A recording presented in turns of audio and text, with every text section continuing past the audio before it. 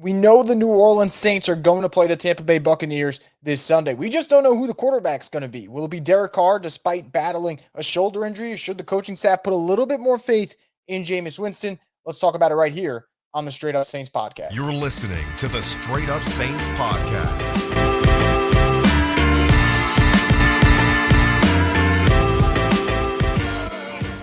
What is up, Who Dat Nation? Welcome back inside another edition of the Straight Up Saints podcast. I'm your host, Chris Voglu, and as always, we're brought to you by Scott McNair.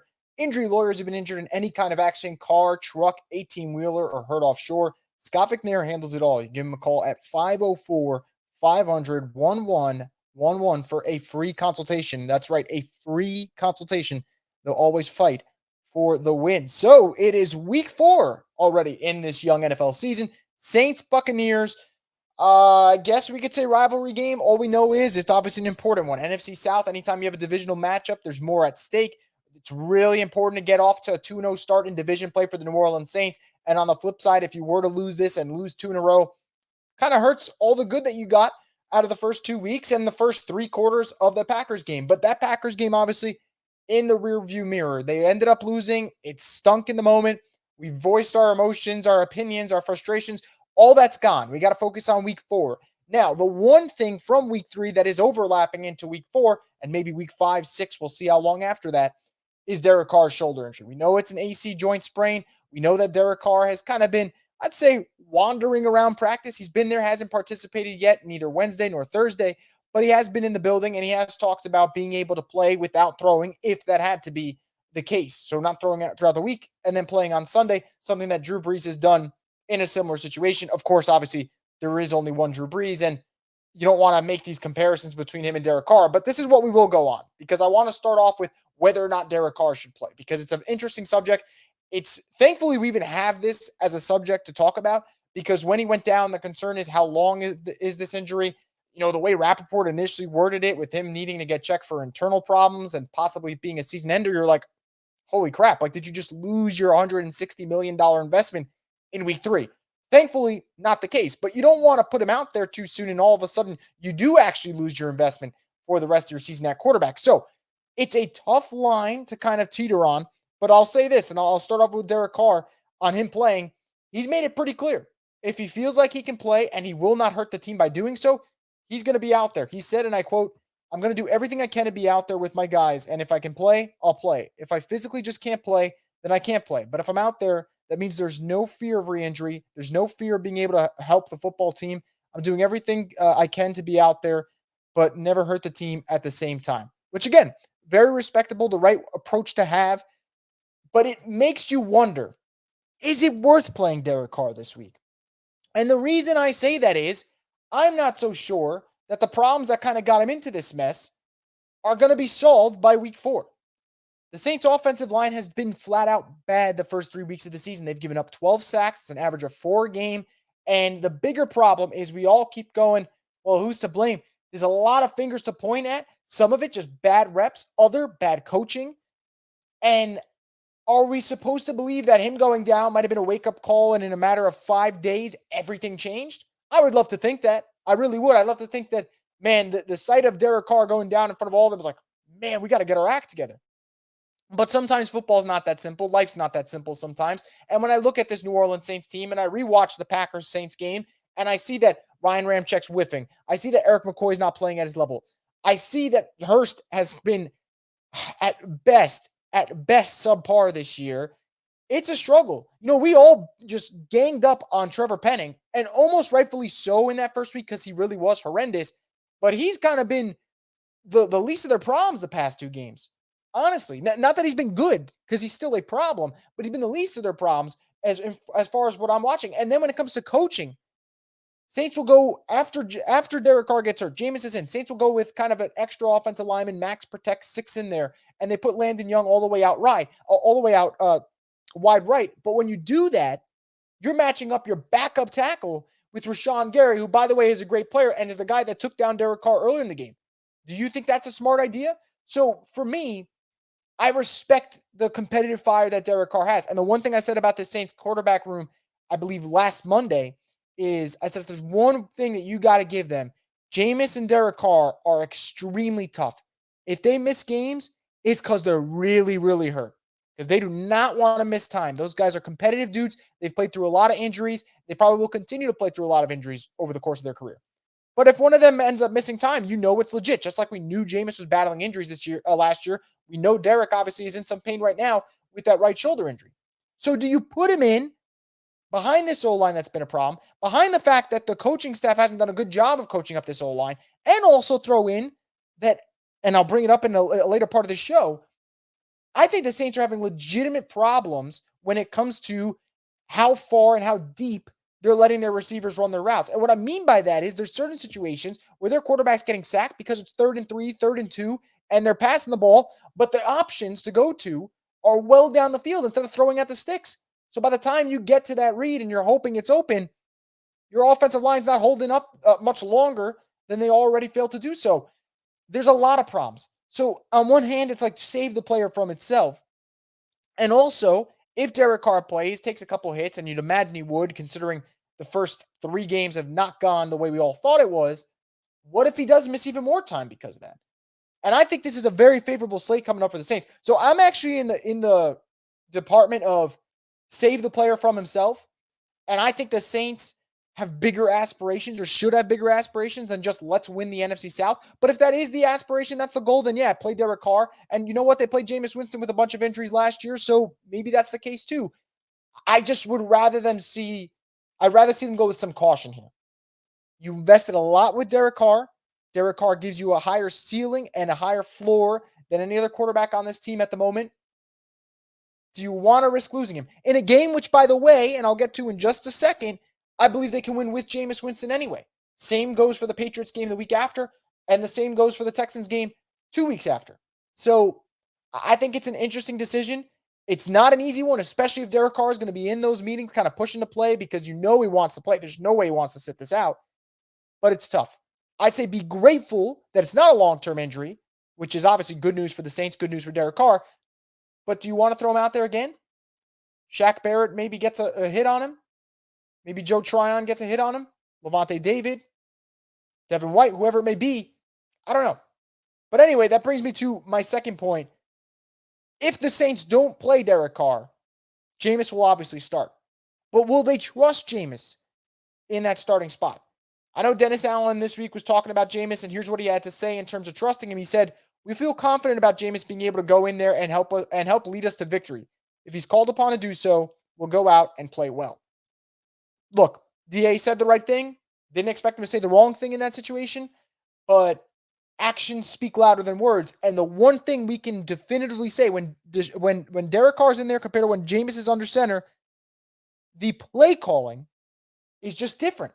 It's not the same. There's not as much trust. And you also see it whether it's at the line of scrimmage, whether it's the shot calls.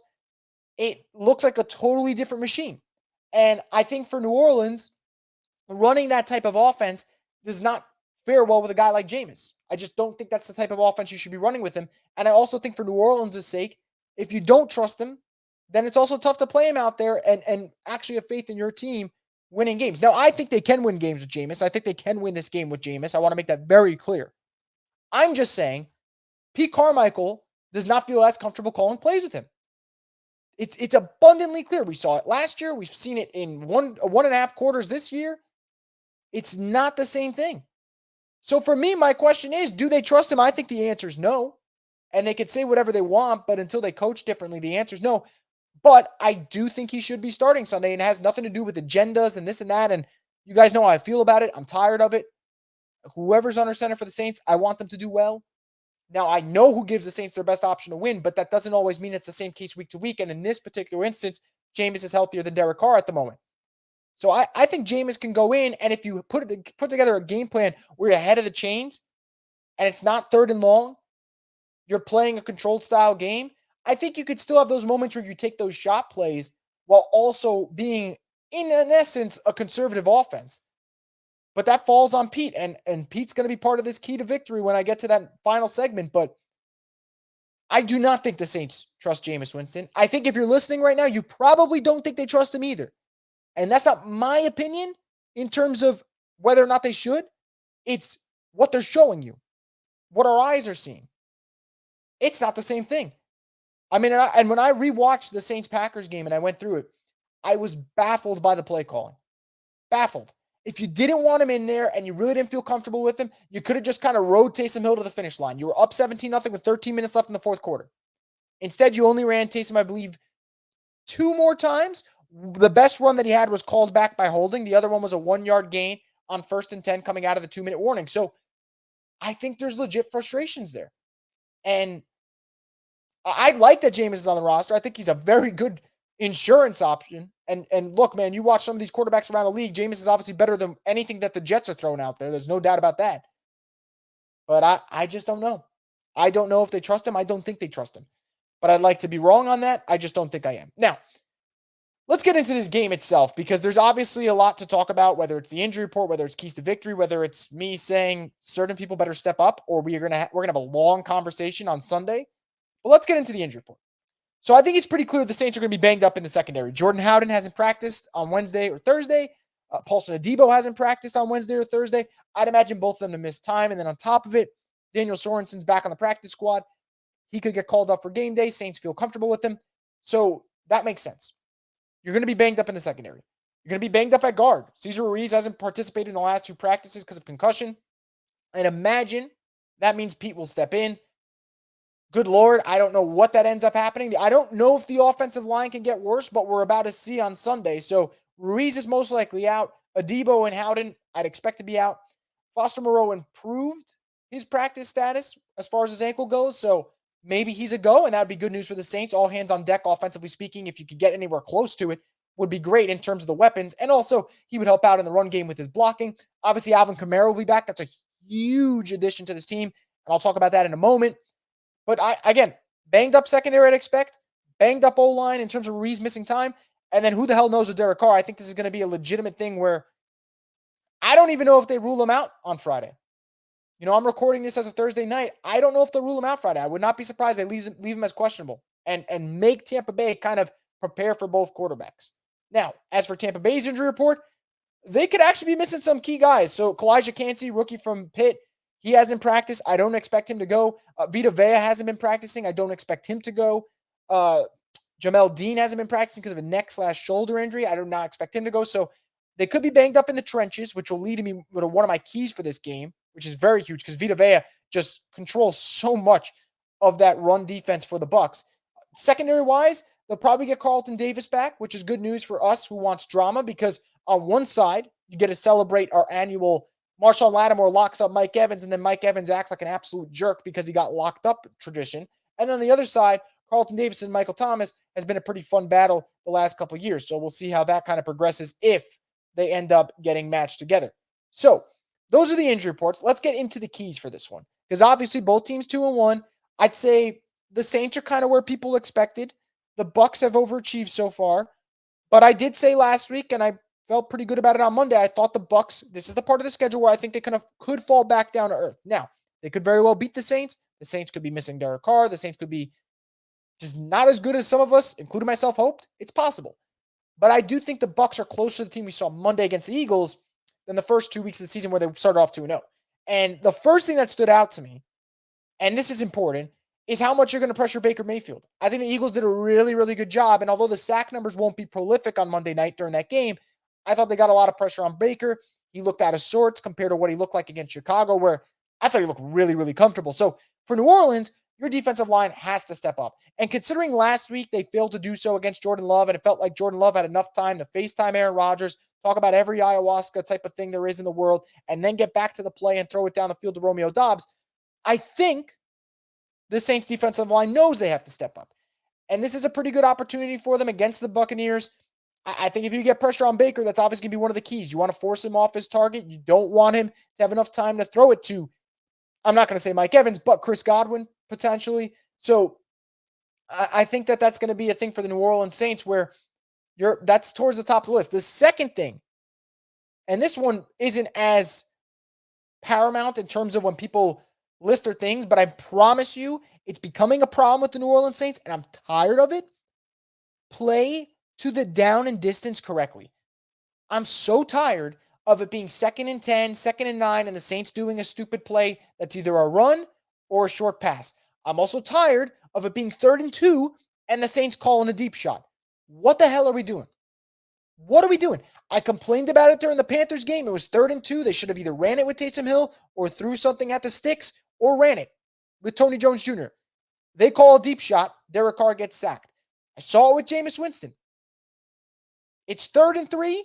Everyone he wants to go to is either down the field, and then the one option he has ends up getting swallowed up, which means he has to throw it out to Chris Olave. Now, he should have hit Olave. It was a bad throw by Jameis.